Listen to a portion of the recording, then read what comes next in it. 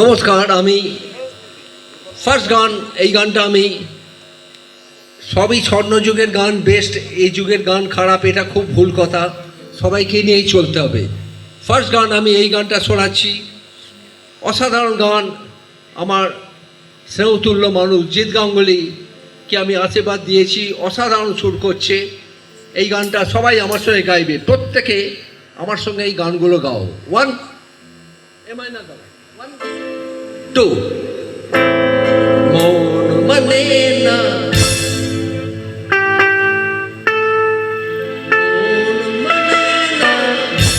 মানে না, মন মানে না, মানে না, মন মানে না, মানে না,